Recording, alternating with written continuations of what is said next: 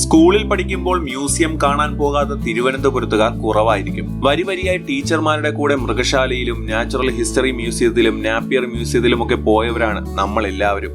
ഇന്ന് ആ യാത്ര ഒന്ന് റീക്രിയേറ്റ് ചെയ്യാം. അതിനു മുൻപ് വീഡിയോ കാണുന്ന കൂട്ടുകാരൊക്കെ ലൈക്ക് ചെയ്യാനും സബ്സ്ക്രൈബ് ചെയ്യാനും മറക്കല്ലേ. തിരുവനന്തപുരം മ്യൂസിയം കോമ്പൗണ്ടിലെത്തിയാൽ നമ്മുടെ ആദ്യ സ്പോട്ട് മൃഗശാല തന്നെയായിരിക്കും. കേരളത്തിലെ ഏറ്റവും വലിയ മൃഗശാലയാണ് തിരുവനന്തപുരത്ത് പ്രവർത്തിക്കുന്നത്. 1857 തിരുവനന്തപുരം മൃഗശാല സ്ഥാപിക്കപ്പെട്ടത്. 50 ഏക്കർ വിസ്തൃതിയിലാണ് മൃഗശാല സ്ഥിതി ചെയ്യുന്നത്. ഇന്ത്യയിൽ നിന്നുള്ളതും വിദേശികളുമായ നിരവധി മൃഗങ്ങളും പക്ഷികളും ഇവിടെയുണ്ട്.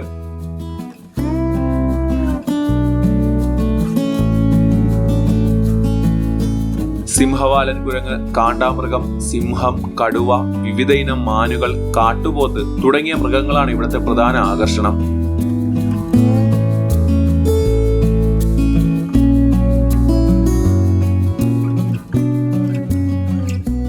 മുതിർന്നവർക്ക് 30 രൂപയാണ് പ്രവേശന ഫീസ്.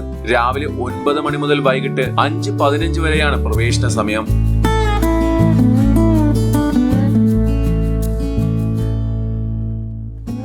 നിരവധി സ്കൂൾ കുട്ടികളും സാധാരണക്കാരുമാണ് ഇവിടെ സന്ദർശനത്തിനായി ദിവസവും എത്തിച്ചേരുന്നത്. തിരുവനന്തപുരം മ്യൂസിയം കോമ്പൗണ്ടിലെ മറ്റൊരു ആകർഷണമാണ് ശ്രീചിത്ര ആർട്ട് ഗാലറി. 1935 സ്ഥാപിതമായ ആർട്ട് ഗാലറി ചിത്തിര തിരുനാൾ ബാലരാമവർമ്മയാണ് ഉദ്ഘാടനം ചെയ്തത്. Raja Ravi Varma, Nicholas Roerich, Svetoslav Roerich, Jamini Roy, Rabindranath Tagore, VS Valiathan, C Rajaraja Varma, KCS Panicker എന്നിവരുടെ സൃഷ്ടികൾ ഉൾപ്പെടെ നിരവധി പെയിന്റിങ്ങുകൾ ഇവിടെയുണ്ട്. ആർട്ട് ഗാലറിയിൽ മുഗൾ, രജപുത്ര, ബംഗാൾ, രാജസ്ഥാനി, തഞ്ചാവൂർ എന്നീ കലാശാലകളിൽ നിന്നുള്ള സൃഷ്ടികളും പ്രദർശനത്തിന് ഒരുക്കിയിട്ടുണ്ട്. രവിവർമ്മയുടെ പല പ്രധാന ചിത്രങ്ങളും അപൂർവ പെൻസിൽ സ്കെച്ചുകളും ഗാലറിയിൽ പ്രദർശിപ്പിച്ചിട്ടുണ്ട്. മ്യൂസിയം കോമ്പൗണ്ടിലെ മറ്റൊരു ആകർഷണമാണ് നാച്ചുറൽ ഹിസ്റ്ററി മ്യൂസിയം. 1964 സ്ഥാപിതമായ നാച്ചുറൽ ഹിസ്റ്ററി മ്യൂസിയം വിദ്യാർത്ഥികളുടെയും അതേപോലെ തന്നെ അധ്യാപകരുടെയും പറുദീസയാണ്. ഒരു ശാസ്ത്ര വിദ്യാർത്ഥി ഉറപ്പായും കണ്ടിരിക്കേണ്ട ഒന്നാണ് നാച്ചുറൽ ഹിസ്റ്ററി മ്യൂസിയം.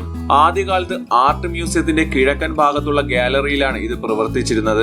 പിന്നീട് മ്യൂസിയംസ് ഓഫ് ഇന്ത്യ സർവേ കമ്മിറ്റിയുടെ റിപ്പോർട്ടുകളുടെ അടിസ്ഥാനത്തിൽ പ്രത്യേക കെട്ടിടത്തിലേക്ക് ഇത് മാറ്റുകയായിരുന്നു. ഉറുമ്പുകൾ, ചിതലുകൾ തുടങ്ങി തിമിംഗലത്തിന്റെ അടക്കം മുഴുവൻ അനിമൽ കിങ്ഡത്തിന്റെയും സമഗ്ര വിവരങ്ങളും മ്യൂസിയത്തിൽ നിന്ന് ലഭിക്കും. പക്ഷിശാസ്ത്ര പഠനത്തിനും ഗവേഷണ അവസരങ്ങൾക്കും സാധ്യത നൽകുന്ന പ്രദർശനങ്ങളാണ് മ്യൂസിയത്തിന്റെ മറ്റൊരു ആകർഷണം. Birds gallery, skeleton gallery, mammals gallery, vertebrate section, index gallery, invertebrate section, geological collections എന്നിവയെല്ലാം നാച്ചുറൽ ഹിസ്റ്ററി മ്യൂസിയത്തെ ലോകോത്തര നിലവാരത്തിലേക്ക് ഉയർത്തുന്നു. ഇതിനോട് ചേർന്ന് അലങ്കാര മത്സ്യങ്ങളുടെ പ്രദർശനവും നിങ്ങൾക്ക് കാണാൻ സാധിക്കും.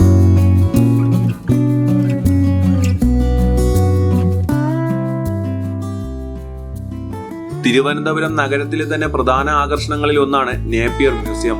1855 ഇതിന്റെ ആദ്യ രൂപം സ്ഥാപിക്കപ്പെട്ടത്. 1874 പഴയ കെട്ടിടം പൊളിക്കുകയും പുതിയത് പണിയാൻ ഒരുങ്ങുകയും ചെയ്തു. പുതിയ കെട്ടിടം മദ്രാസ് സർക്കാരിന്റെ ഗവർണറായിരുന്ന നേപ്പിയർ പ്രഭുവിന്റെ പേരിലാണ് നാമകരണം ചെയ്തത്. റോബർട്ട് കിസോം എന്ന വാസ്തുവിദ്യാ വിദഗ്ധനാണ് കെട്ടിടം പണി കഴിപ്പിച്ചത്. 1880 പുതിയ കെട്ടിടത്തിന്റെ പണി പൂർത്തിയാക്കിയത്. മ്യൂസിയത്തിൽ ചരിത്രപരമായി പ്രാധാന്യമുള്ള ധാരാളം പൗരാണിക വസ്തുക്കളും വെങ്കല പ്രതിമകളും പുരാണ ആഭരണങ്ങളും പ്രദർശിപ്പിച്ചിരിക്കുന്നു. കൂടാതെ പുരാതന കാലത്തെ ഒരു വലിയ തേരും ആനക്കൊമ്പ് കൊണ്ടുള്ള കൊത്തുപണികളും ഇതിനകത്ത് കാണാം. ഇനിയും നിരവധി ആകർഷണങ്ങൾ മ്യൂസിയം കോമ്പൗണ്ടിൽ നിങ്ങൾക്ക് കാണാൻ സാധിക്കും. അടുത്തൊരു വീഡിയോയുമായി മറ്റൊരു എപ്പിസോഡിൽ വീണ്ടും കാണാം.